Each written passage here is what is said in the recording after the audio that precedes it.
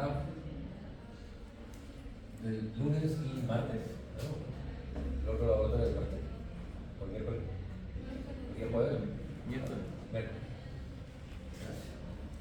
Y miércoles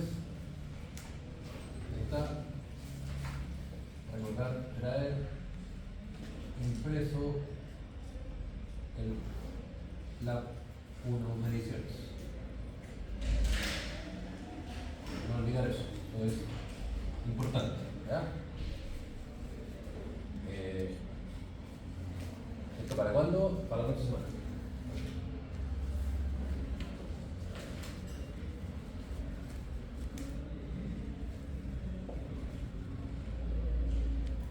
Ya, eso es lo primero. Lo segundo, que también es importante, los TX, ¿ya? El martes 8 de septiembre, es decir, en 2 horas más. Un poquito. Está en el taller. Aquí está.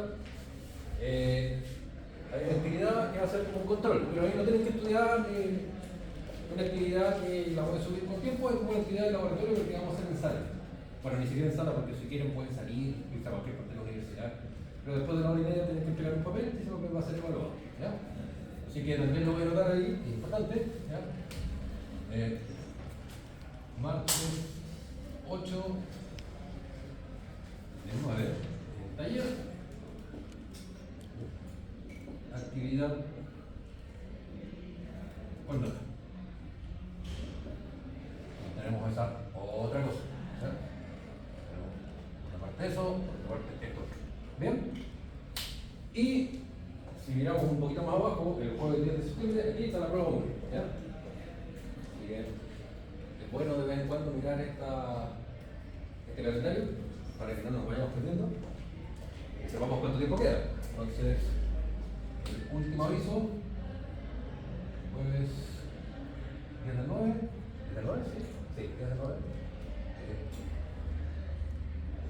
Prueba 1. Bien, entonces quedan, si les contamos esta semana, 2 semanas para la prueba 1.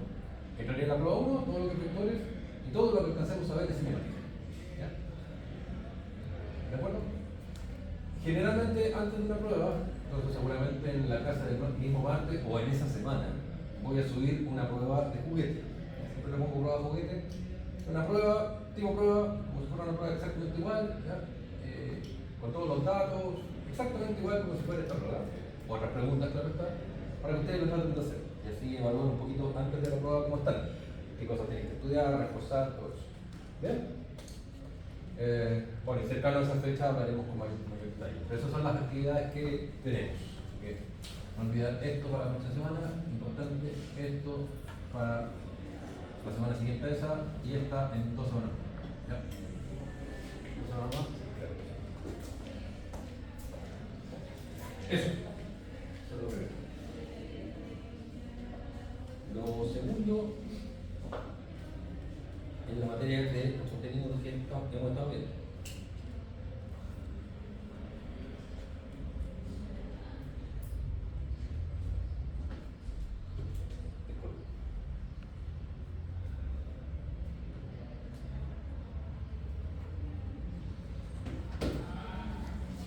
Claro, contenido, entonces eso está.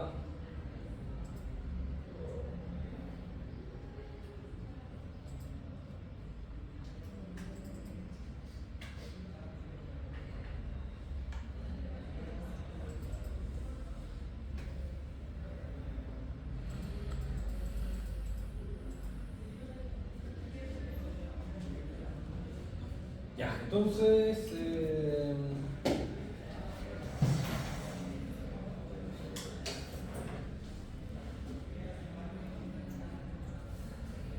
pasó?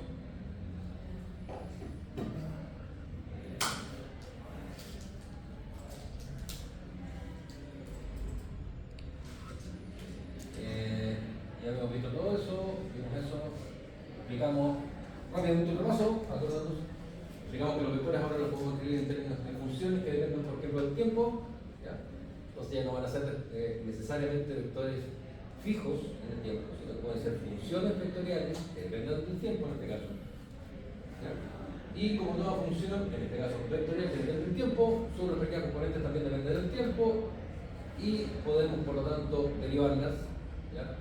¿Cómo se hacía la derivada de un vector? En la derivada de cada uno de sus componentes. ¿Por qué? Porque los vectores unitarios en las coordenadas cartesianas rectangulares, la derivada es cero porque son vectores constantes.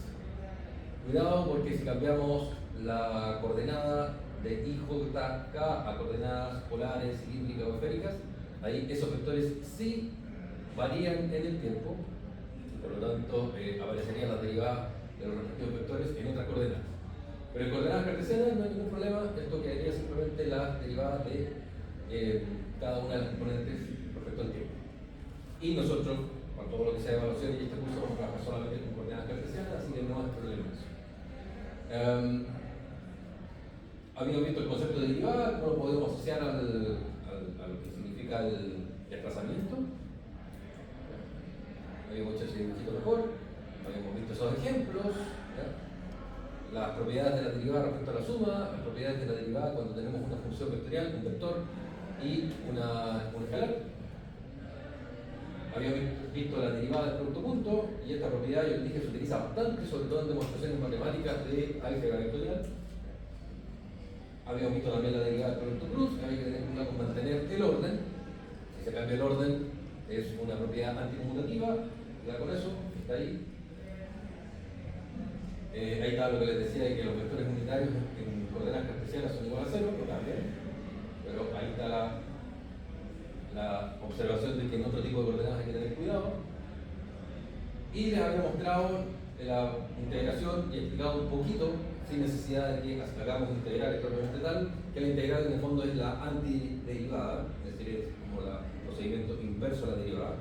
Si uno deriva por un lado y uno integra por el otro, uno puede obtener ahí un ciclo, que aparece esta constante, y que cuando esto lo relacionemos con desplazamiento y con velocidad y con aceleración, en el fondo, esto lo voy a anotar porque es importante, pero no de esta forma, de otra. Cuando nosotros veamos, por ejemplo, desplazamiento,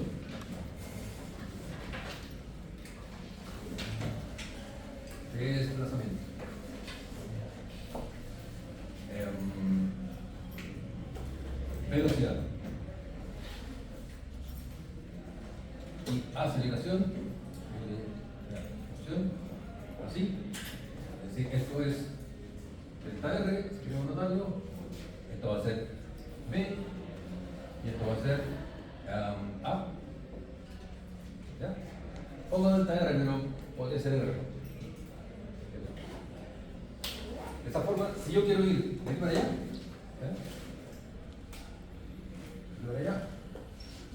yo en el fondo veo la pendiente del gráfico, es decir, la derivada. ¿Ya? ¿Y se entiende? Sí. Vamos a acomodar para que sea más consistente la notación. ¿Por qué? Porque si yo derivo R con respecto al tiempo, lo que yo tengo es la velocidad, cómo cambia la posición con respecto al tiempo. ¿Ven? Ahora, si yo quiero ir de aquí para allá, nuevamente saco la pendiente, es decir, la derivada. Claro, yo lo que tengo en la segunda derivada esa, se nota así, o la primera derivada de la velocidad respecto al tiempo. Y por lo tanto, tengo la aceleración. ¿Ya? Entonces, ustedes ya saben cálculo, o deberían saber cálculo diferencial en una variable al menos. Entonces, ese proceso ustedes ya lo deberían saber hacer de forma matemática. ¿Bien? Es decir, yo le tengo una función vectorial que representa el desplazamiento de una partícula o lo que sea, ustedes lo derivan respecto al tiempo y obtienen la velocidad. Bien. Si yo les diera la velocidad de la partícula, o la obtenemos a través del desplazamiento, y yo lo derivo respecto al tiempo, obtengo la aceleración de eso. ¿Qué son? Desplazamiento, velocidad y aceleración todavía no lo hemos visto, lo vamos a ver en esta clase. ¿Ya? Pero el procedimiento matemático ya lo tienen claro. ¿Ya? Ahora bien, si ustedes quisieran sacar esa información a partir de un gráfico, es decir, no sé derivar, pero tengo un gráfico, un mono de cómo se comporta el desplazamiento en función del tiempo. Si yo le saco la pendiente a ese gráfico, lo que voy a obtener va a ser la velocidad. Si yo en cambio tengo un gráfico de la velocidad versus tiempo, si yo le saco la pendiente a ese gráfico en cualquier punto, lo que obtengo es la aceleración. ¿Se fijan? Entonces, no es necesario, bueno, sí es necesario, pero podría perfectamente bien interpretar gráficos de distancia-tiempo, velocidad-tiempo o aceleración-tiempo, sabiendo la derivada y obtener una información en función de la otra. Eso es el camino vaya. Por eso es importante derivar. Hagamos el camino contrario. ¿El camino contrario cuál sería? Bueno, yo tengo ahora aceleración y quiero obtener, a partir de la información de la aceleración, obtener la velocidad. ¿Qué creen que tenemos que hacer? Tenemos que irnos para allá y por lo tanto calculamos el área bajo la curva. Calcular el área bajo la curva es una suma. ¿Eso qué es? Es integral.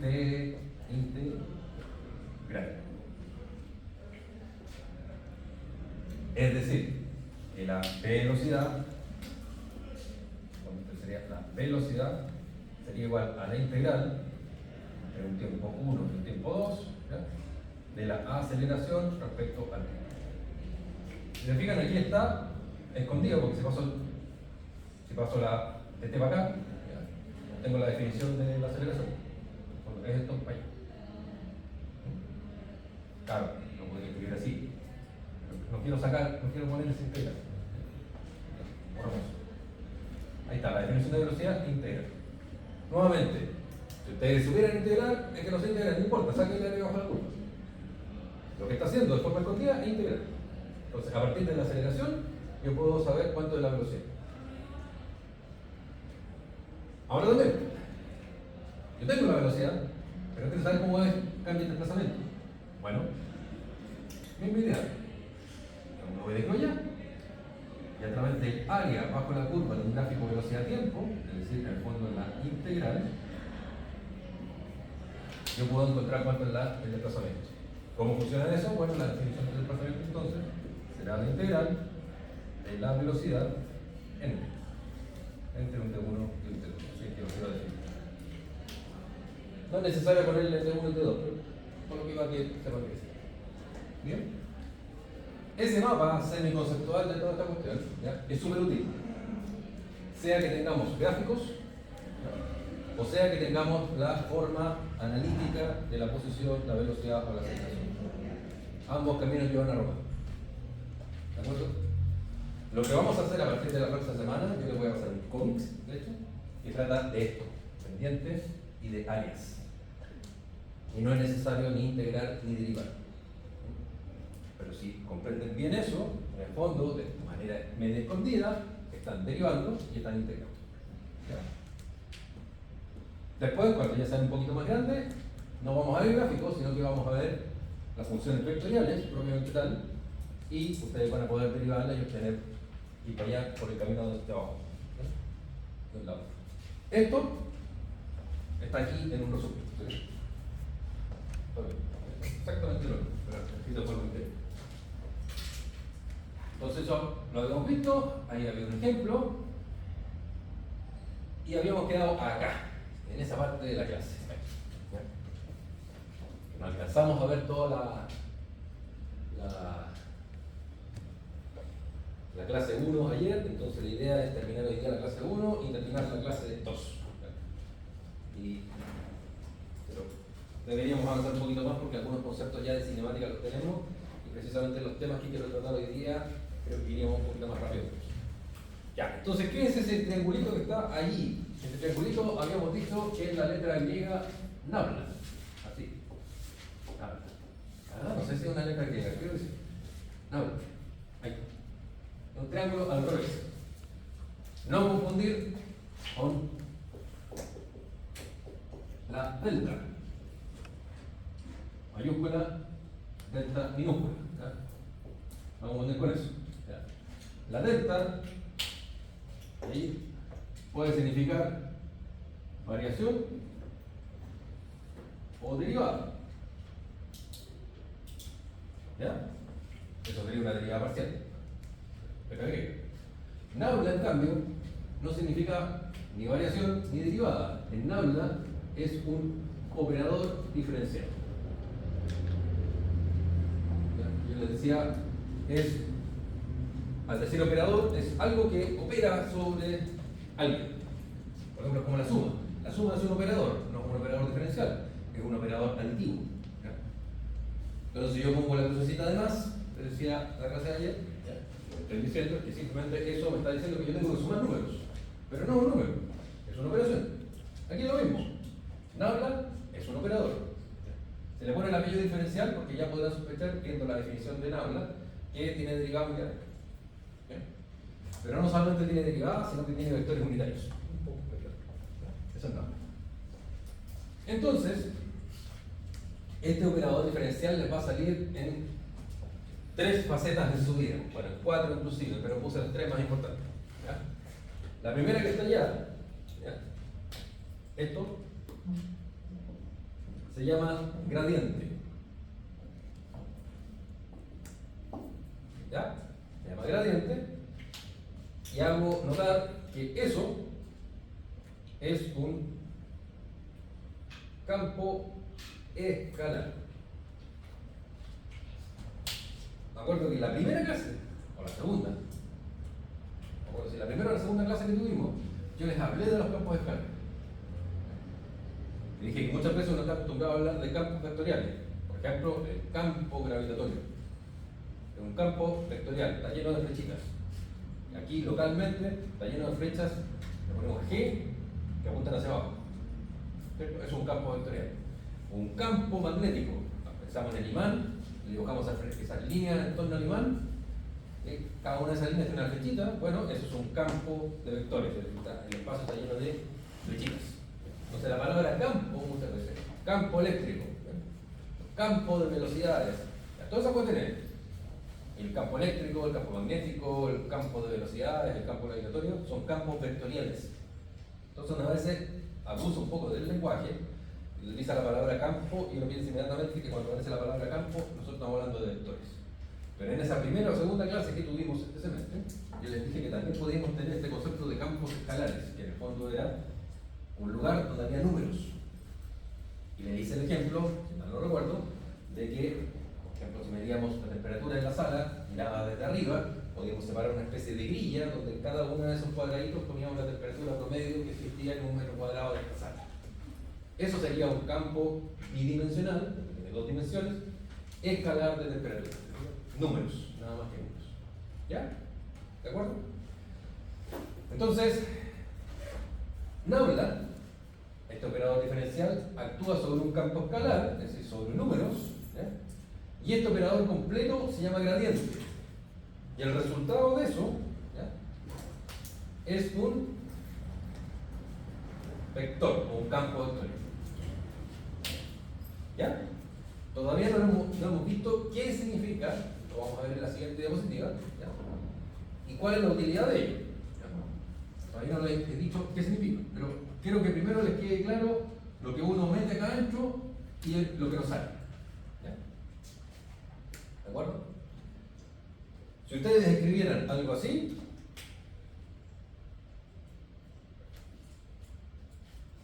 eso, malo. Eso no tiene sentido. Eso no tiene sentido. ¿Y por qué no tiene sentido? Porque esto es un operador diferencial, pero fíjense, tiene un vector ahí. Aquí estaríamos multiplicando directamente, porque no hay un producto punto ni nada de eso, ¿ya?, sobre otro vector.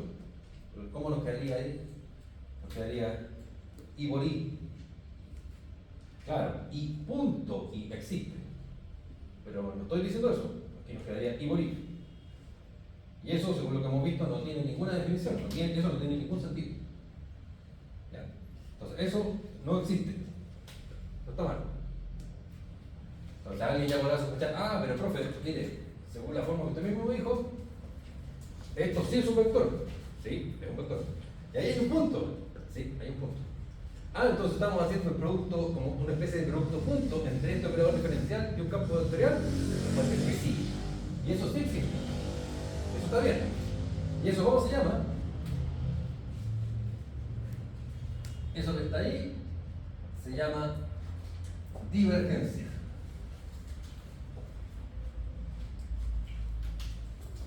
divergencia de F, donde F es un campo vectorial.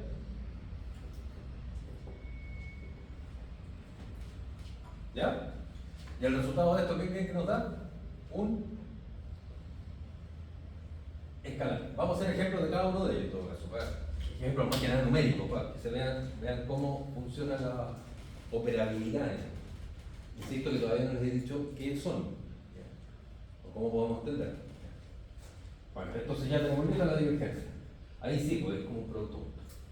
Y esto de acá, bueno, ya es muy parecido, sería como un producto de cruz entre dos vectores. Sí, parecido a un producto de cruz entre dos vectores. Pero ahí se un operador diferencial.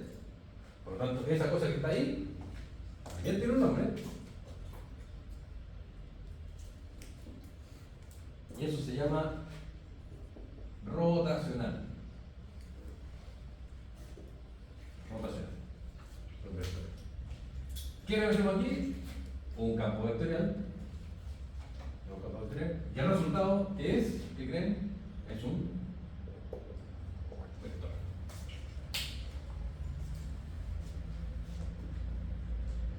Entonces tenemos estos tres entes matemáticos, ¿ya? Que en su vida universitaria les van a salir muchas veces. De hecho, este está fuertemente asociado a un teorema que se llama teorema de la divergencia, y este está fuertemente asociado a un teorema que se llama teorema de Stokes, que van a salir en el electromagnetismo cuando vean la ley de Gauss y la ley de Faraday.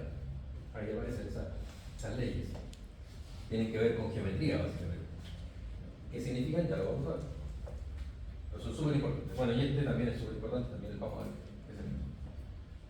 Son, insisto, elementos de álgebra vectorial o de cálculo vectorial que son bien utilizados. No los vamos a ver en profundidad en este curso porque estaríamos excediendo los contenidos de este curso y la profundidad de este curso, pero sí quiero que por lo menos los vean y sepan de qué se trata, y si alguna vez tuvieran que calcular, no se alarmen ni se asusten con lo que aparece al tener que calcular esa cuenta. ¿Ya? Entonces vamos a hacer tres ejemplos numéricos de esto y cómo operan. Nada más. ¿Ya? Entonces, pensemos primero en el gradiente. Entonces, para calcular el gradiente tengo que inventarme un phi, una función escalar. Entonces, digamos que phi es una función que depende de x, y z, y inventemos. ¿Cuánto quieren? A ver, digamos que esto es 3x cuadrado y más, ¿qué quieren? Vamos, un logaritmo natural de y, puro joder, menos 2 seno de z. Bueno, esto es para puro molestar, que puras cosas. Que sea z veces el logaritmo natural de y más 2 veces seno de z. Ahí tengo una función. ¿Te fijan? Uno reemplaza aquí valores numéricos para x y z y eso me da un número. ¿De acuerdo? ¿Sí? ¿Todo? La acabo de inventar, así que no sé qué ir a dar. Entonces voy a hacer la operación de esto sobre el Nabla, es decir, voy a obtener el gradiente. Hacemos el gradiente. Nabla phi. ¿Eso qué significa? Significa que primero tengo que tomar la derivada respecto a x de esta cuestión. ¿Ya? Derivada respecto a x de todo eso. Entonces me tomaría. ¿Ahí cuánto me sale? Sí, pero voy a hacer un cálculo. No, bueno, 5, 6. 6xy.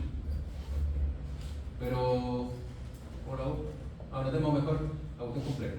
Tengo y tengo más j tengo la derivada con respecto a y más z o k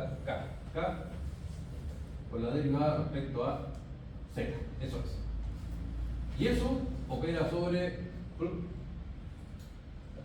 phi de x, y z. Ahí tengo la definición más Podéis ir a anotar todo, ya que tenemos, no va a ser tan flojo. Anote uno. Entonces, eso opera completito sobre 3x cuadrado y más z logaritmo natural de y menos 2 seno de z. Ahí está. No hay un producto punto entre medio ni nada por el estilo, ¿se fijan? Eso opera sobre esto. ¿Ya? Ahí sí. Entonces, vamos viendo.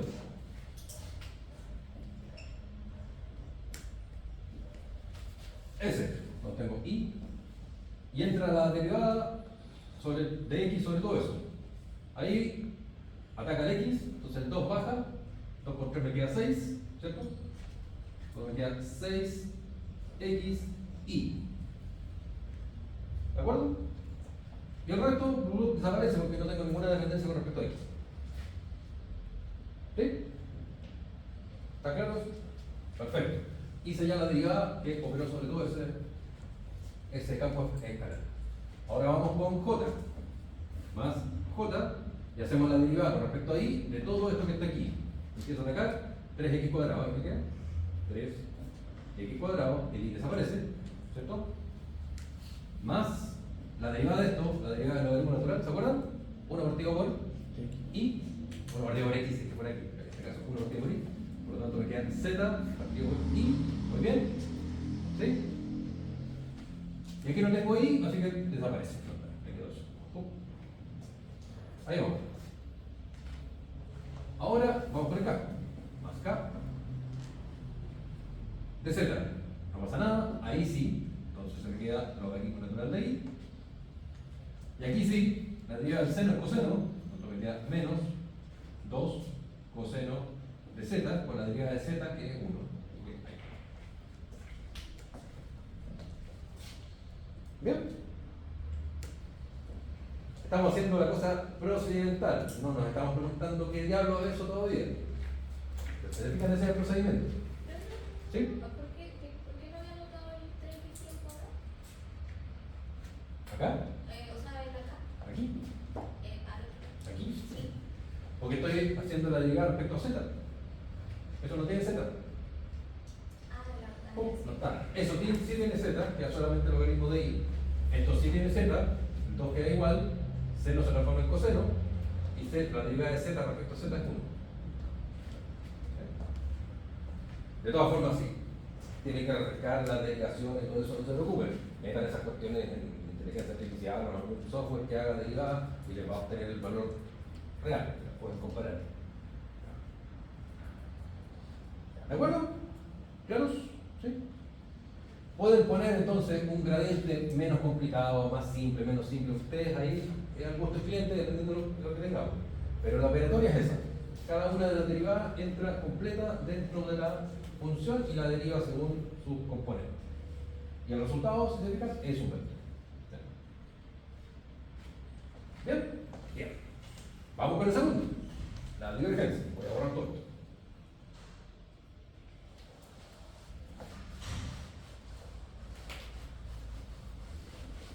La divergencia. Entonces, para la divergencia ya no necesito un campo escalar. Para la divergencia necesito un campo vectorial. Para mantener la letra, voy a poner ahí un campo vectorial también f, que va a depender también de los parámetros x, y z. Y aquí también voy a chabullar, a ver, 3x, normalmente 3, pongamos otro número más bonito. Un número más horrible, raíz cuadrada de 7, ¿ya? X y cuadrado y tongo, más un medio de z cuadrado y al cubo, ¿ya? Otro tongo. ¿Cuál otra puede ser? Menos, para que no tenga por qué ser todo positivo. Menos 4, 14. Eso. Ahí tengo una cosa perfectamente disponible. Eso es un vector. Claro, como es un vector que depende de parámetros como x, y, z, es un vector variable. ¿Ya? A su vez, x, y z podrían incluso ser funciones que dependan del tiempo. ¿Ya? ¿De acuerdo? Es una cosa fea, horrible. cualquier parte donde salga raíz de 7 tendríamos que salir arrancando. ¿Ya? Este es el número primo, nos queda la raíz cuadrada de 7. ¿Qué número más horrible? Ya, bien, ahí está. Entonces vamos a aplicar la divergencia.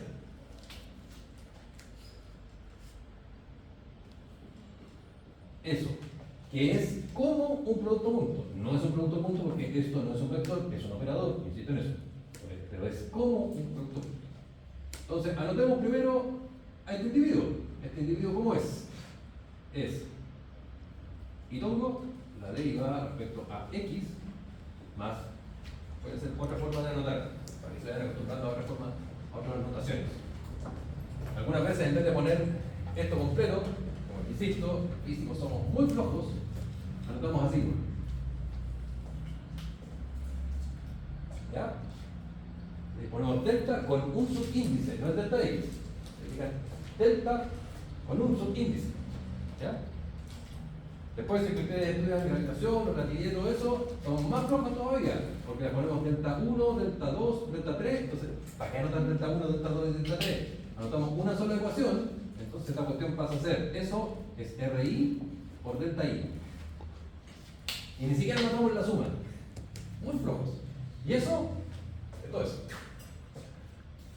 Ahora, ahí. Entero flojo. Entonces, toda la cuestión, ahí está anotada. Dos símbolos. El RI, si es 1, 2, 3. El delta I, delta X, si es P1, delta I, si es que es 2, y delta Z, si es que es 3. ¿Bueno? Pero eso ya es la flojera extrema, así que no lo voy a hacer, pero es bueno que ustedes conozcan diferentes tipos de notación, por lo tanto voy a anotar de esta forma. Pero eso es en el fondo eso. ¿Ya? Simplemente con un afán pedagógico. Ya, más J por la derivada con respecto a I, más K por la derivada con respecto a Z. Eso es el operador diferencial nabla. ¿De acuerdo? ¿Me sigue la idea? Lo único que hice fue anotarlo de otra forma, pero es el mismo chancho, otro chaleco. ¿Ya? Bien, ahí está el operador. Ahora viene un producto punto. Y ahora viene nuestra función horrible, que sería raíz de 7, x y cuadrado y tongo más z cuadrado y cubo partido por 2, j menos 4k. ¿Ya?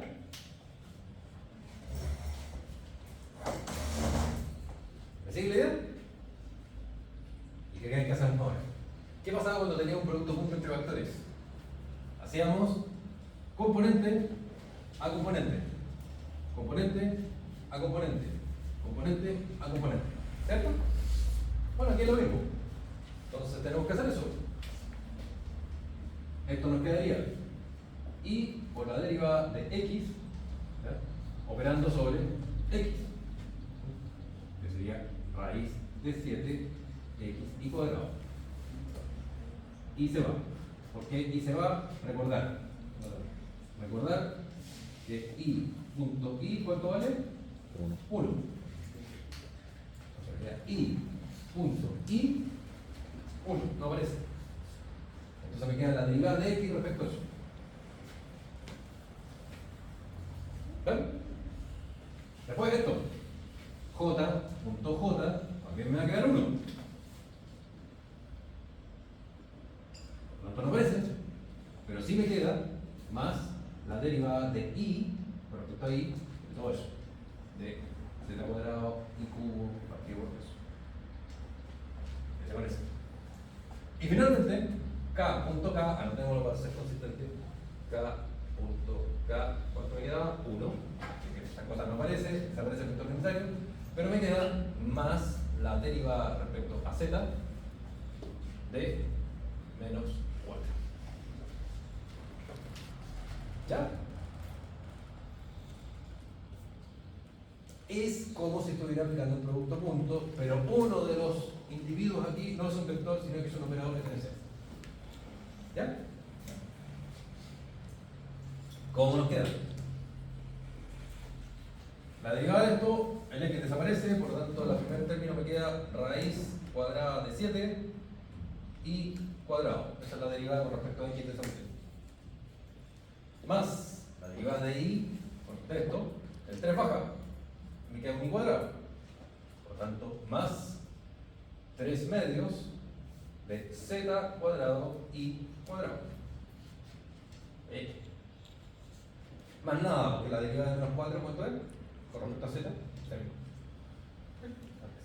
¿Eso por qué? ¿Eso es un vector? No. No es un vector. ¿Por qué no es un vector? Porque no tiene componentes vectoriales. Simplemente es un número. Ah, pero que no sé cuánto vale el número. No importa. Póngale valores ahí, póngale valores a z y le da un número. ¿Ya? ¿Claros? ¿Sí? Insisto que solamente estamos viendo la operatoria, nada más. Cómo funciona el modo. Todavía no lo hemos interpretado. Y vamos al último.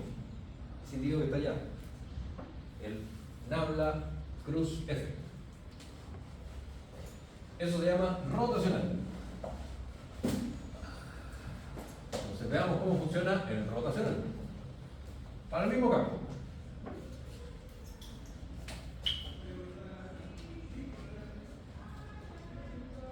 ¿Se acuerdan cómo era esto? Era un determinante, donde en la primera fila se ponían las componentes I, J, K. ¿Cierto? En la segunda fila se ponían las componentes de ese vector, pero eso no es un vector. Eso es un operador diferencial, por lo tanto tenemos que poner las componentes del operador diferencial. Aquí va la componente X. ¿Cuál es la componente X? Ninguna componente. Aquí va la derivada entonces respecto a X. Volví a la notación de X. Aquí debería ir la derivada respecto a Y. Y aquí debería ir la derivada respecto a Z. Que serían las respectivas componentes del operador diferencial. ¿Vale? Y aquí ¿quiénes debería ir? Las componentes del campo que yo estoy haciendo el rotacional. Es decir, la componente X, esta, y diría raíz de 7, X cuadrado. Aquí iría la componente I, que sería z cuadrado y cubo partido por 2. Y aquí ¿quién va? Menos 9. Listo. Tengo mi determinante.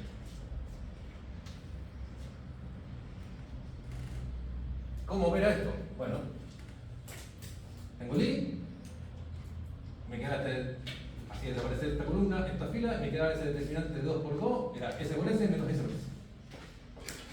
Después menos J, porque estoy en la posición impar. Desaparece esa columna, desaparece esa fila, queda S por S menos S por S. Y finalmente K, desaparece esa columna, desaparece esa fila, me queda S por S y S por S. Hagámoslo. Y tongo. Desaparece eso, eso deriva por eso. En el fondo, la derivada, no voy a anotar todo, ¿no? Ya sabemos que eso es 0, menos la derivada de z respecto a z cuadrado y cubo partido por 2. ¿Me parece? Ahora vamos con j, menos j, porque es posición impar. Eso por ese, la derivada con respecto a x de menos 4. Menos ese por eso. Menos la derivada con respecto a z de raíz de 7 x y cuadrado. ¿Oye?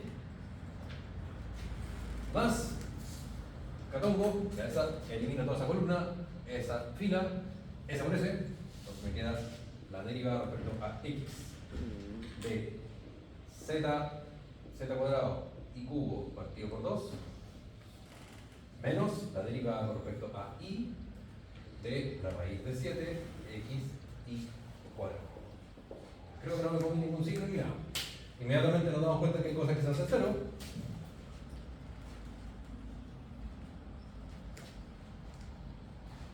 No depende de z. No hay x. Entonces nos quedan poquitas derivadas. De hecho, 2. La derivada de esto con respecto a z, entonces esto me quedaría y menos el z baja, se cancela con ese 2, entonces me queda menos z y q. Esto no está, y eso sí está, más catongo, la derivada con respecto a y baja un 2, entonces me queda 2 menos 2 raíz de 7, 2 raíz de 7, x.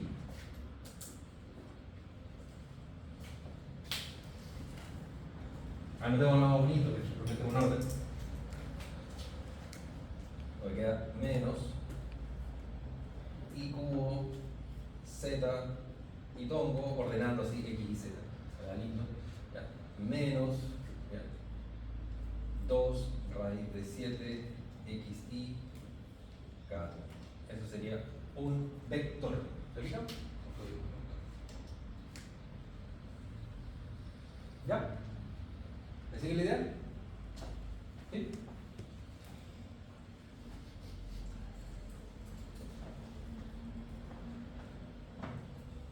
¿Alguna duda con lo operacional?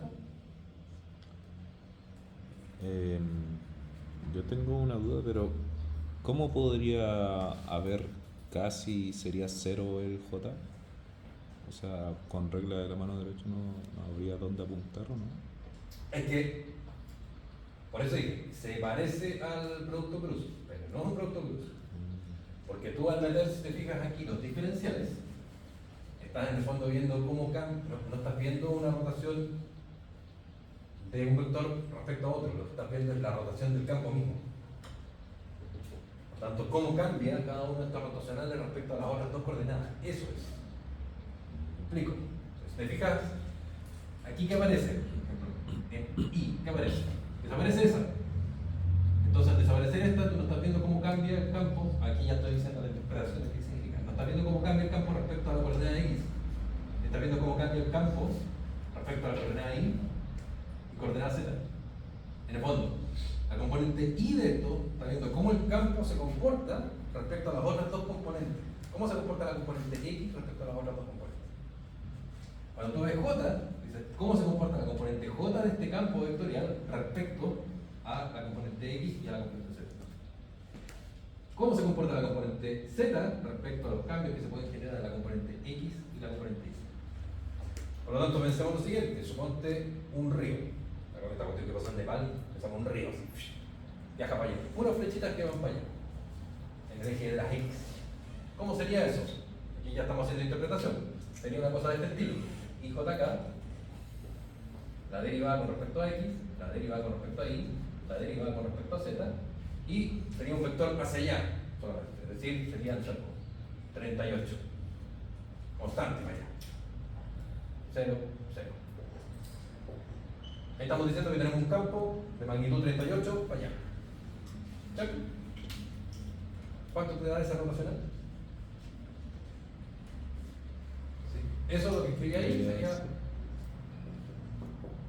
eso, donde A es un campo vectorial que sería 38 y no. Sería 0 porque no cambia. Sería 0, no hay ningún cambio. No hay ningún cambio. Pero ¿qué pasa si ahora ponemos esto? 38 y. ¿Eso qué quiere decir? Pues, pensemos, tratemos de hacer la imagen mental de qué significa eso. 38 y no. ¿Ya? Tratemos de hacer la imagen mental de esa cuestión. La imagen mental de eso sería así.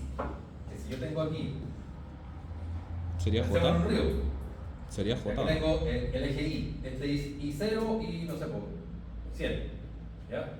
Y este es X. X0, X 1.000.000. ¿Ya? Mi campo vectorial A no depende de X. Por lo tanto, en la coordenada X no tiene ningún tipo de variación. Pero si yo tuviera que dibujar las flechas que van asociadas a este campo, ¿ya? Este campo, en la medida que yo subo más, tengo un I más grande. Entonces aquí tendría que dibujar flechas que tienen largo igual a ¿cuánto? A 3800 sería el largo de esa flecha. Ya, la que estaría cerca de 100, ¿cierto? La que está cerca de 1, ¿cuánto sería el largo de esa flecha? 38. Ah, entonces el campo ahí sería así.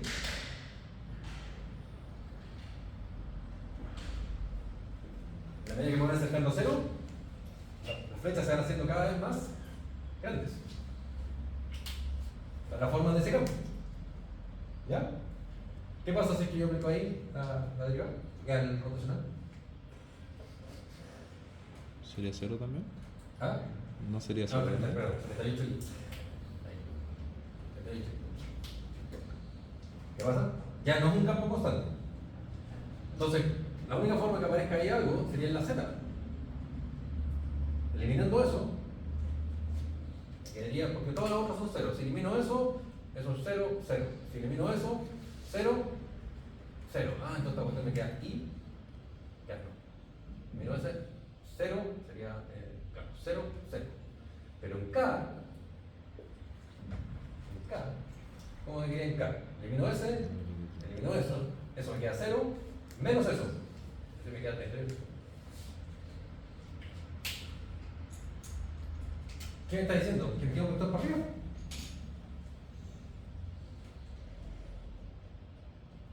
Vector para arriba. ¿Qué significa el vector para arriba? Significa precisamente, me está diciendo que esta cosa rota en torno, es decir, acá más grande y acá más chico. Tengo una rotación seca. ¿De acuerdo? Y eso es un vector hacia afuera. Si yo tratara de hacer rotar esto, me da un vector. ¿Es negativo? Negativo. Entonces ya no tengo un campo constante. No lo voy a hacer, pero porque ahí ya nos estamos complicando mucho la materia. Pero suponte que yo tuviera un campo así. Ustedes vean, por ejemplo, el electromagnetismo. Que lo van a ver en algún minuto. Van a ver que si yo tengo, por ejemplo, una corriente que sale, la corriente I, corriente eléctrica, que en el fondo es cambio de carga respecto a tiempo, ¿ya? La corriente sale, va a haber un campo magnético asociado a esa corriente que tiene una forma así, ese es el campo magnético. En el fondo, aquí tengo un vector campo magnético, aquí tengo otro, aquí tengo otro, aquí tengo otro, aquí tengo otro, aquí tengo otro, aquí tengo otro, aquí tengo otro. ¿Sí? Son flechitas que van en torno a esa corriente. Bueno, si ustedes hacen el rotacional de ese campo magnético, el rotacional en torno a ese campo magnético, les da una constante, un sub 0 por J. ¿Y qué es J? J es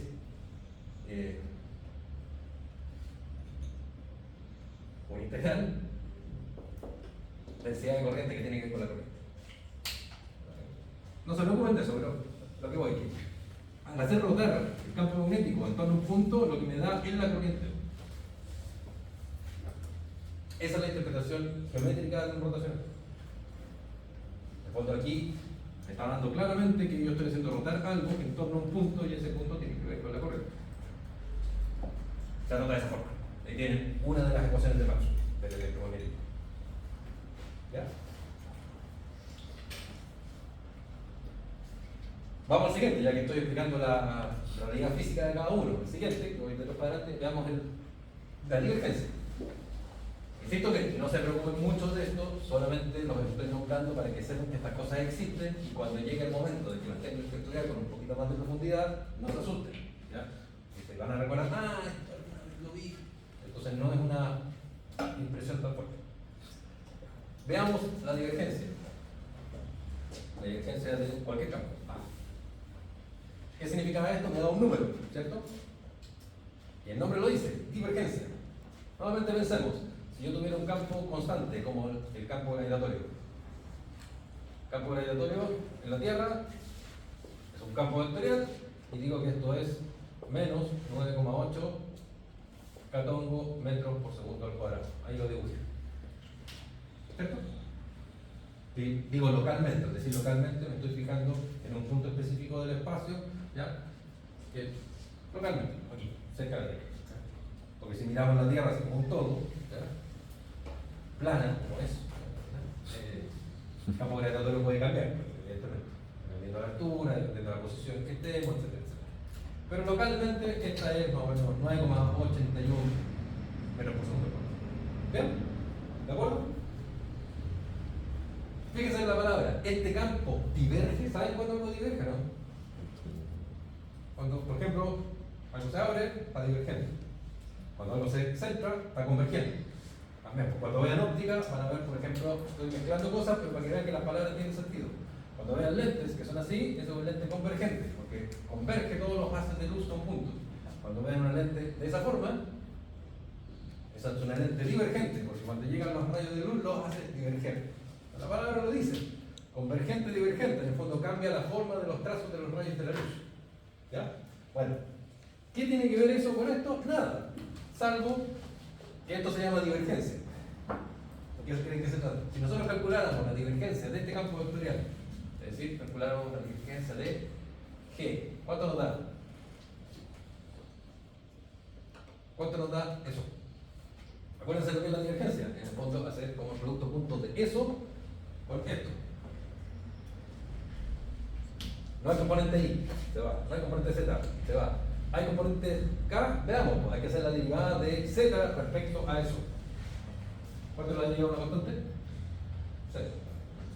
Este campo diverge. No diverge. Claro, las flechitas son constantes. ¿Claro? ¿Sí? Nuevamente voy a sacar un ejemplo de electromagnetismo. Tengo lo que se llama una carga puntual. ¿Ya? Una carga puntual. Tengo una carga. Esa carga va a ser mayor que cero. Un electrón. ¿Ya? Saco un bolsillo, tengo un electrón. O un protón. Protón. Si fuera un electrón sería negativo. Un protón. Un antielectrón. Ya, no importa. Tengo una carga positiva ahí. Ese es mi punto. El campo eléctrico asociado a esa carga sería esto.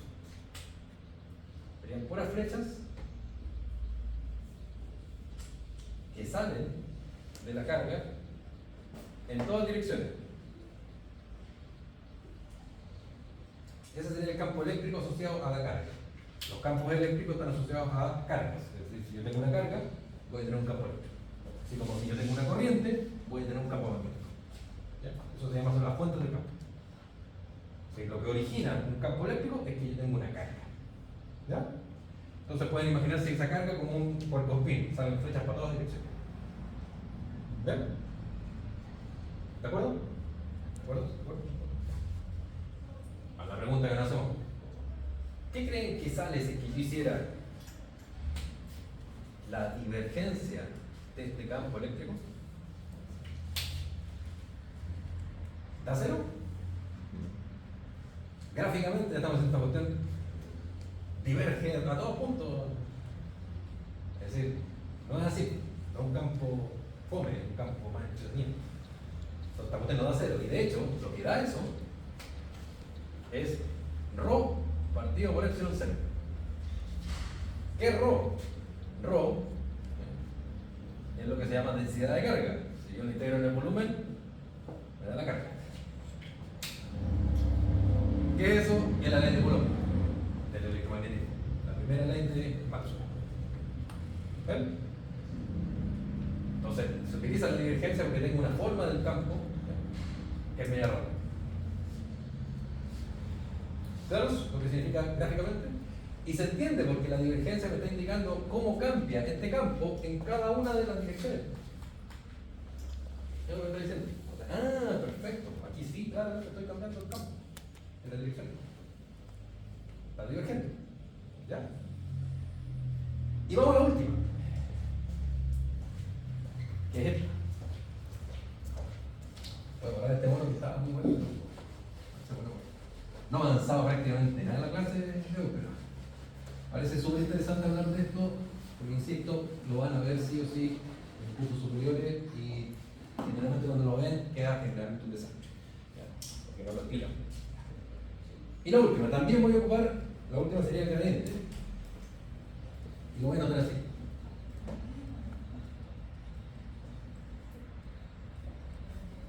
Así, ¿ya? Con el ejemplo directo. ¿Qué es eso? Eso es campo eléctrico.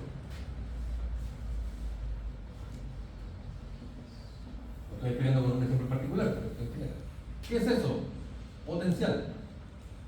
O lo que se conoce, mejor dicho, como voltaje. No es exactamente lo mismo, pero voltaje. El voltaje es un número. Para una pila, 1,5 volts. Con una batería, 9 volts. ¿Un número? Ah, no, es un número. ¿Pero qué significa eso? Significa lo siguiente.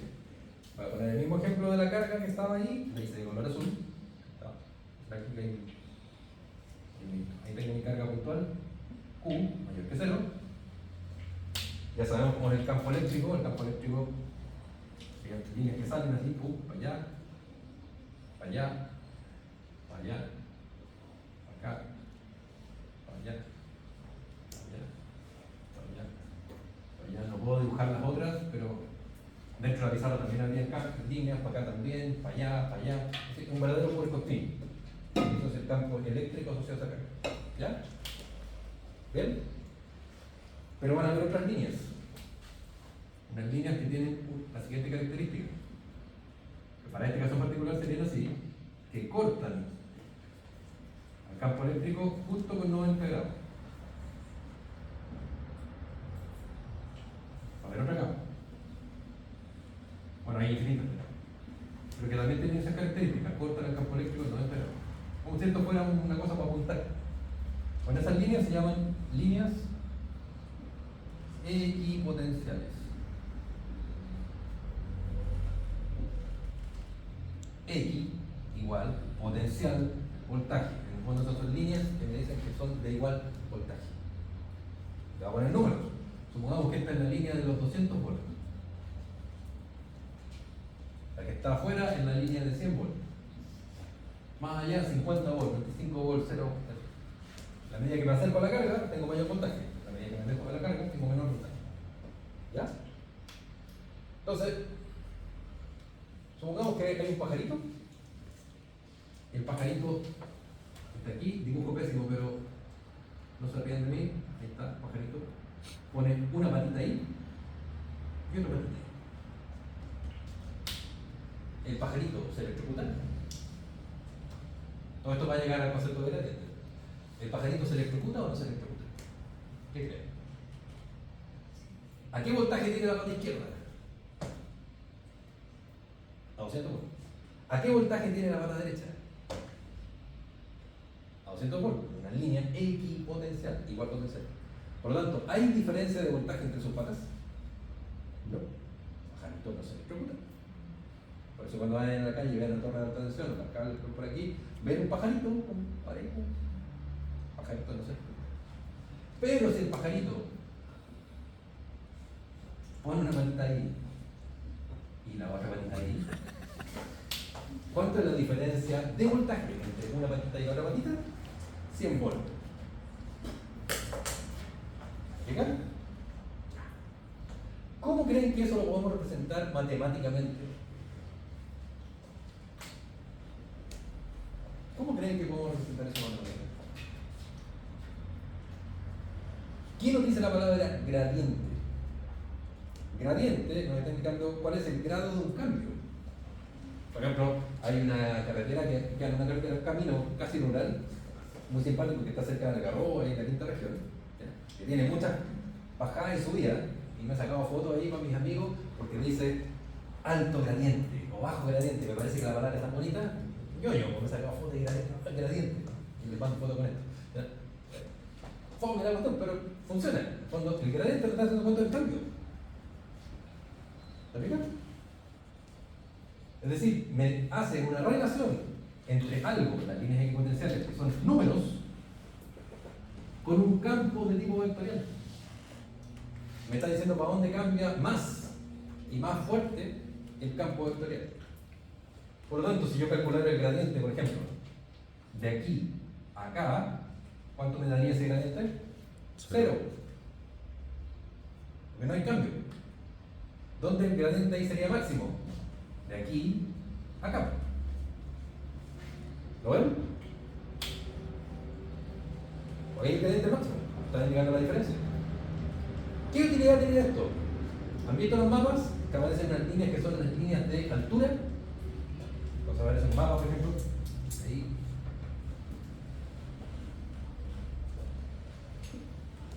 Así es el mapa, me parece una cosa de ese estilo. Entonces, de 5 metros, 10 metros, 25 metros, 50 metros, 100 metros. ¿Qué es eso? Es un campo escalar. Y si le sacáramos el gradiente a ese campo escalar, ¿qué me entregaría? la dirección donde tengo mayor aumento de altura. ¿Lo ven? Por lo tanto, yo con un campo escalar, de tanta forma, podría obtener un campo vectorial que me entrega cuál es el vector que me hace subir el cerro de forma más eficiente. Fíjense que la matemática es muy instantánea. Cuando empieza a explicar cuestiones que, por eso los aviones se mueven y ven los radares y aparecen números, no aparecen vectores. Porque lo que indica el radar, estos operadores de aviones, es el campo escalar. Bueno, la computadora hace los cálculos. Y eso lo sacan en gradiente. Entonces le dicen, usted váyase por allá. Porque ese es el trayecto más corto para llegar del punto A al punto B. Entonces hay montones de aplicaciones de datos desde el punto de vista del álgebra vectorial. Insisto, esto del gradiente, la divergencia y el rotacional van a salir hasta en la sopa, sí o sí. Entonces es mejor que tengan una primera aproximación que en estos cursos iniciales, para que después cuando los vean de verdad, el impacto no sea tan grande y sepan un poco qué significa. La matemática se puede ver compleja, la cuestión no sé qué algo es, cómo operar con ello, ¿ya? Pero si entienden un poquito más de dónde viene, los conceptos físicos que hay detrás de ellos se les van a hacer mucho más sencillos. Bien, ¿alguna duda hasta ahí? ¿Que tengan dudas? Me eché una hora de la clase, pero no importa. Está bien. Sigamos. Bueno, ahí está lo que significa. Lo que les decía de los niveles, ¿se fijan? El gradiente queda perpendicular a los niveles. Ahí está todo eso. El gradiente de un vector apunta hacia el crecimiento más rápido de phi, de campo escalar. Y phi es perpendicular a la superficie, perpendicular al campo. Entonces, por ejemplo del electromagnetismo, pero se puede aplicar a cualquier cosa. Bien, hay un ejemplo numérico más sencillo de los que yo puse. Está el campo vectorial, la perspectiva derivada, y ahí entonces me da cuánto es el gradiente. Esa es la interpretación. Bueno, si reemplazo en el punto tanto, esa es la dirección local de aumento más rápido del campo vectorial. Eso. Cierra clase 1, ahí ya sacamos todo eso. Y ahora vamos a cinemática. En la diapo no aparece específicamente nada sobre divergencia ni rotacional. No lo quise colocar, pero me pareció que en clase es importante. Esto se lo debería hacer más rápido y más simple porque ya lo hemos visto. Entonces, empezamos a ver la cinemática desde el punto de vista vectorial. Entonces, ¿qué tenemos? Tenemos este vector R, que ahora depende del tiempo, y que ya sabemos que si este tipo lo derivamos respecto al tiempo, nos da la velocidad. Y si la velocidad la derivamos respecto al tiempo, que es la segunda derivada de la posición respecto a la segunda derivada del tiempo, nos da eso, la aceleración. Pero vamos a ver un monito antes de eso. Creo que aquí no tenía monito. Sí, hay un monito, pero. Sí, están los monitos, pero no me gustan tanto. Puede ser que un monito va a explicar todo esto. Okay.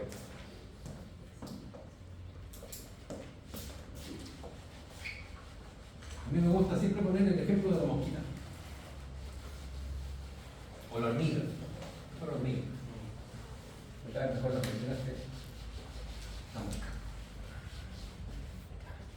Entonces, supónganse que llegamos a clase en la mañana.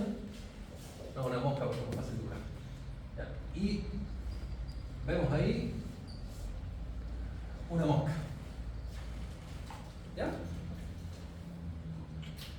Entonces, yo quiero caracterizar, ¿ya?, la posición de la mosca. Al decir caracterizar es poner alguna ente matemático o alguna magnitud que me entregue una herramienta matemática que me permita obtener la posición de la mosca. ¿Ven? ¿Qué cosas se les ocurre que puedo hacer para obtener la posición de la mosca? Definir un origen. Eso es lo primero, necesito un origen. ¿Ya? ¿Puedo ser yo, profesor? ¿Puedo ser el centro del universo? Sí, puede ser tú. Pero por esta ocasión no voy a dejar el centro del universo en ninguno de ustedes, sino que voy a fijar el centro del universo aquí. Ahí está el punto 0, 0, 0. ¿Ya? Puede ser en cualquier parte nomás, pero ahí fijé el origen. ¿Y ahora qué hago? Del origen de una mosca. ¿Qué ente matemático se les ocurre que yo puedo hacer para definir la posición de la mosca? ¿Lo sabemos? Un vector. Ahí se nos va a poner RI, súper original. Y la inicial. RI, respecto a este sistema de referencia, podrá ser, esto a modo de ejemplo, no sé, supóngase 30 centímetros pitongo más 50 centímetros J, por ejemplo. ¿Ya? Por ejemplo, lo voy a borrar al tiro, pero para que se vea que este es un vector, perfectamente, es un vector. Es decir, RI define la posición inicial de mi mosquita. Como mi mosquita está en un plano llamado pizarra, donde aquí tengo la coordenada X e Y, ¿ya? Este vector está relacionado precisamente con una coordenada XY y Y, que van a ser números como los que acabo de poner. En este caso sería 30,50 centímetros, que le pusiera el número. Ahí está. ¿De acuerdo? ¿Sí? Entonces, nos despreocupamos de la mosca y nos fijamos en el profe que está haciendo la clase allá hablando de series rotacionales, divergencias, y todo lo pasan una hora de clase y de repente miramos la mosca y la mosca ya no está ahí. La mosca está acá.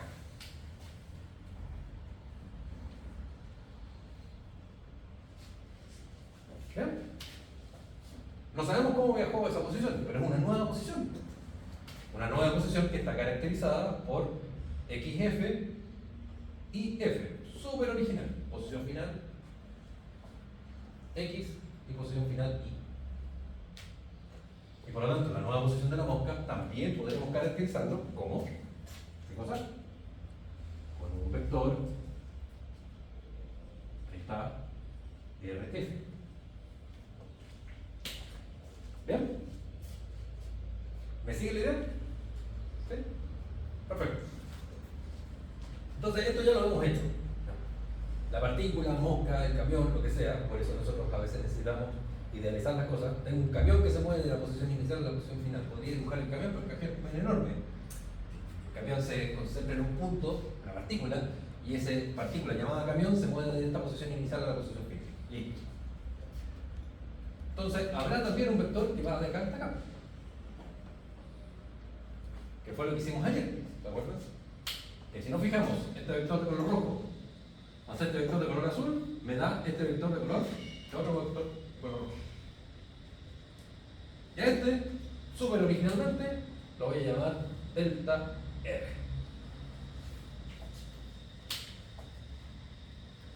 Y súper originalmente, a ese lo voy a llamar desplazamiento.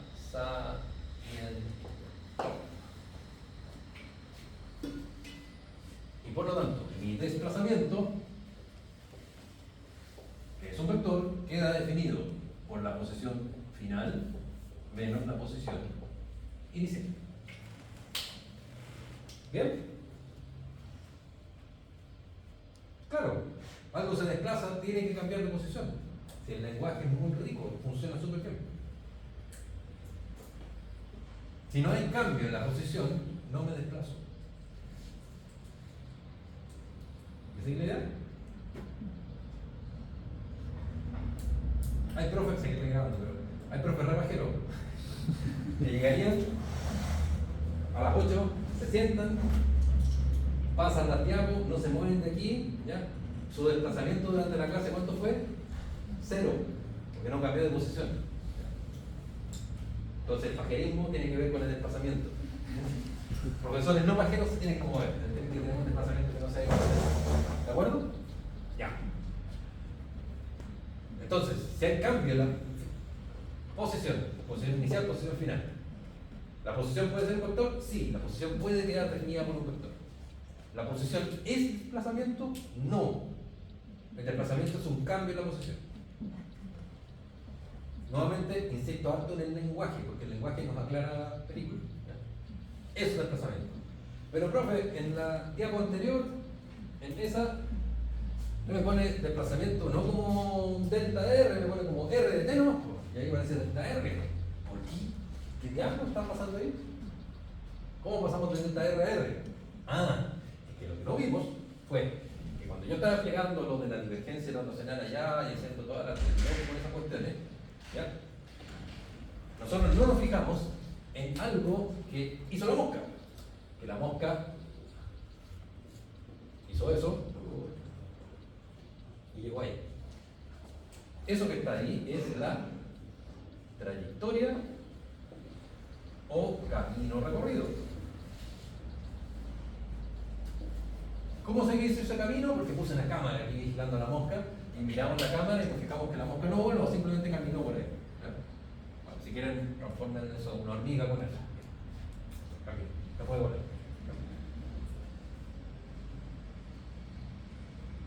Pero si nos fijamos, en este caso en particular, la trayectoria o camino recorrido por la mosca difiere completamente del desplazamiento. Primera pregunta interesante que nos podemos hacer. ¿La trayectoria o camino recorrido podrá ser igual al desplazamiento? Se puede parecer, pero no necesariamente tiene que ser igual. ¿Por qué? Porque esto que está aquí es algo que lo podemos llamar como trayectoria, camino recorrido, pero generalmente le decimos simplemente lo relacionamos con la distancia. Y por supuesto, la mosca podría haber ido directamente de la posición inicial y caminar por ahí hasta acá. Y en ese caso, la distancia hubiera tenido ese largo. Si la mosca hubiera hecho eso, su distancia, ¿sería igual al desplazamiento?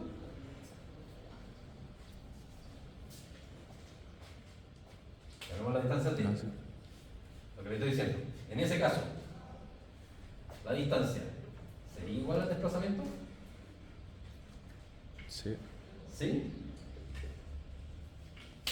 Lo anoté a propósito de una forma que está errada, para que se den cuenta del concepto que subyace, está detrás de eso. ¿Por qué lo anoté mal? ¿Qué es eso? La distancia. Perfecto. Entonces, en el caso de que la distancia sea justo eso. Ningún problema. Distancia. ¿Qué es la distancia? ¿Es un escalar o un vector? Es un escalar, un número. ¿Y qué es el desplazamiento? Vector. ¿Un vector? ¿Qué estoy haciendo aquí? Una brutalidad por común. ¿Cierto? Entonces, claro, podría ser eventualmente que, y ahora lo voy a anotar bien, la magnitud del desplazamiento sea igual a la distancia recorrida. Eventualmente, en el caso que la mosca camina por delta R, es decir, camina por ahí, de ahí está ahí. Ahí sí, esto está bien. Pero ojo, estoy diciendo que la distancia recorrida por la mosca es igual a la magnitud del desplazamiento. En el caso de esta trayectoria, ¿ya? Ahí la distancia no sería igual al desplazamiento. ¿Me siguen? Entonces hay una diferencia conceptual entre distancia, camino recorrido o trayectoria y desplazamiento. El desplazamiento de un vector, la distancia no es un vector. Eso es lo primero. Lo segundo, no lo voy a hacer tan así para que se vea más claramente. Pensemos en otro tipo de trayectoria. Así.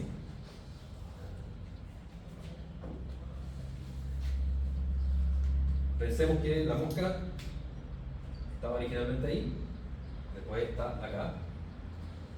¿Ya? Y la trayectoria que hizo fue así. Caminó eso. ¿Ven? Por lo tanto, podré tener que respecto a un sistema de referencia, la posición inicial sea esa, R inicial, la posición final sea esa, R final, y por lo tanto, el desplazamiento es ¿ya? ¿Sí? No es así porque lo voy a exagerar para que no nos bueno. Este tiene un tiempo inicial y este tiene un tiempo final. 1 minuto y 10 segundos. ¿De acuerdo? ¿Qué pasará con este mono? También se puede aplicar a esto, pero este mono. Si en vez de medir entre 1 minuto y 1 minuto 10 segundos, empiezo a medir entre 1 minuto y 1 minuto 5 segundos. ¿Qué pasaría con ese vector? La mosca ya no estaría ahí. ¿Dónde estaría? Por acá. ¿Cierto? Cambiamos la posición de la mosca. Entonces, yo reduzco el tiempo.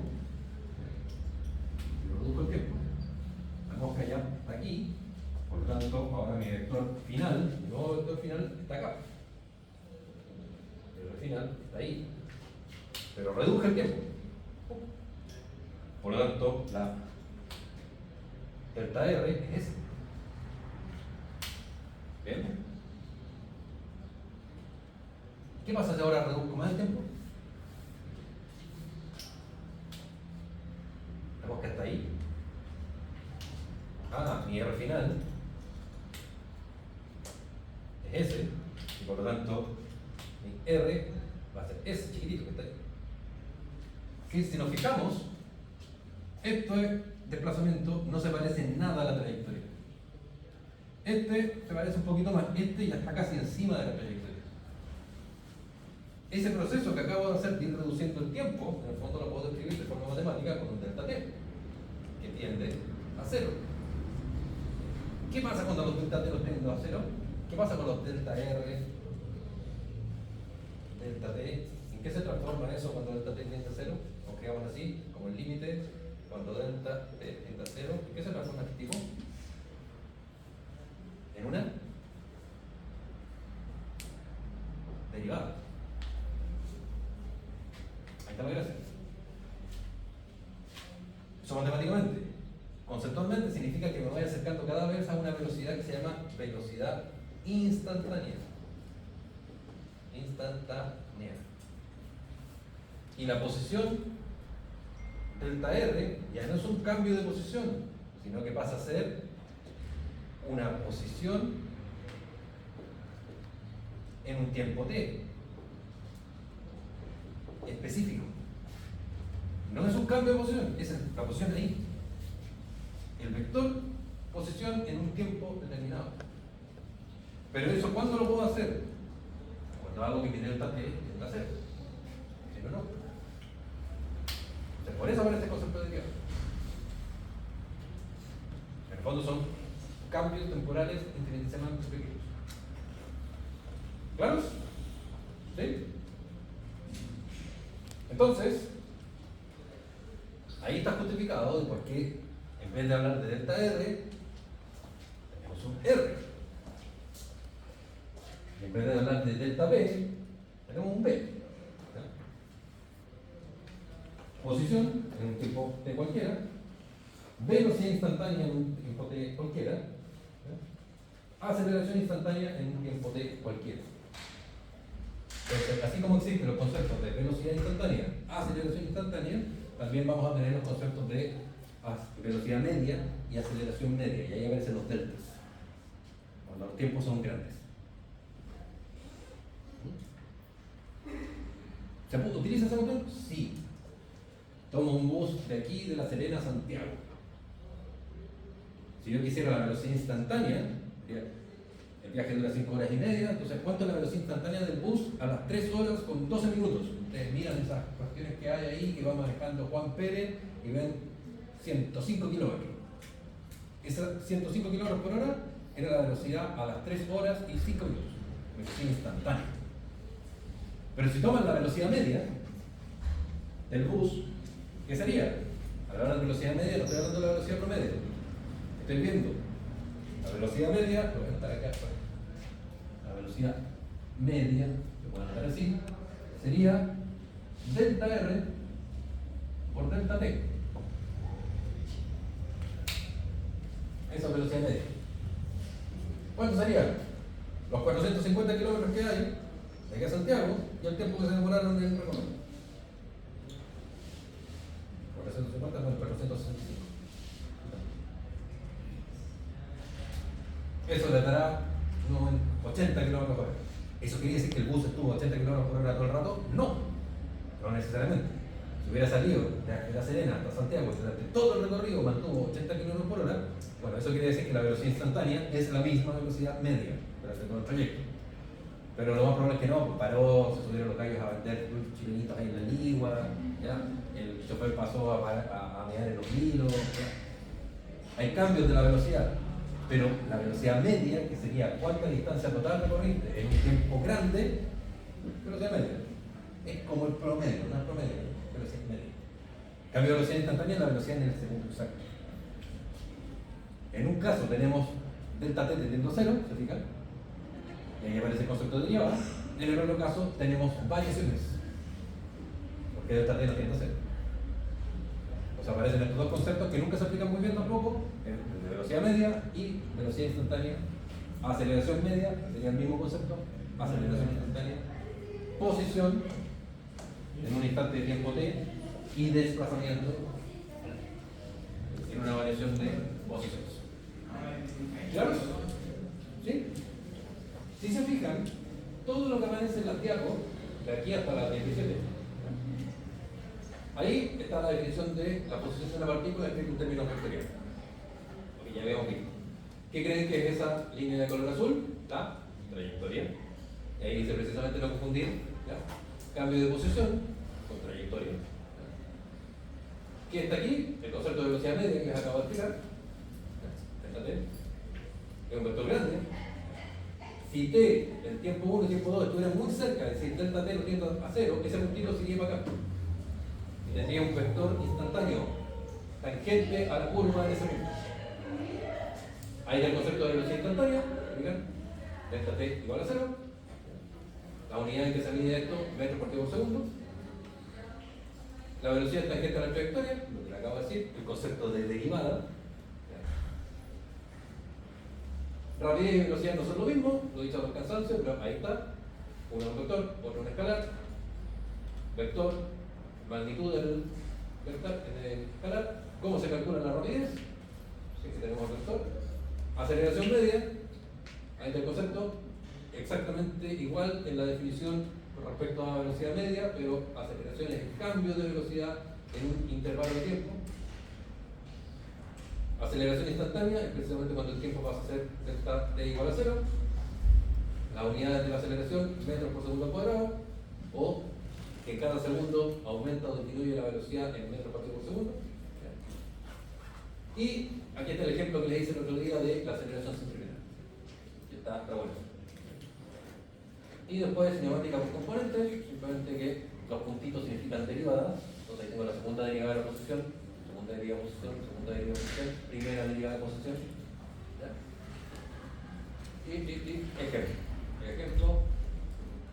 Un ejemplo más complicado, pero un ejemplo, ahí aparece el concepto de aceleración centrípeta, movimiento circular. Por eso lo vamos a ver después. Las ecuaciones también las vamos a ver para después. Errores comunes que se cometen y significan algunos ejemplos y la síntesis final de la semana. Entonces, semana 4, eso es la próxima semana. Aparecen estos conceptos que a mí no me gustan mucho, pero los puse igual. MRUA, que es movimiento rectilíneo uniforme, que significa cuando tenemos velocidad constante o aceleración igual a 0. Y aquí cuando tenemos aceleraciones constantes, cómo cambia la velocidad. Vamos a ver ecuaciones y los gráficos de gráfico posición-tiempo, velocidad-tiempo, aceleración-tiempo. Y vamos a ver movimientos de dimensión, entonces movimiento circular y movimiento parabólico. ¿Está? Y les voy a mostrar nomás qué pasa cuando tenemos aceleraciones no uniformes. ¿Ya? De eso se va a tratar las clases de cátedra de la próxima semana. Revisen el cómics que lo vamos a trabajar el día martes en taller, ¿ya? Que tiene que ver con gráficos y definiciones de desplazamiento, velocidad y aceleración. Y eso, que tengan una buena semana y recuerden las cosas que están ahí. Para los que llegaron más tarde,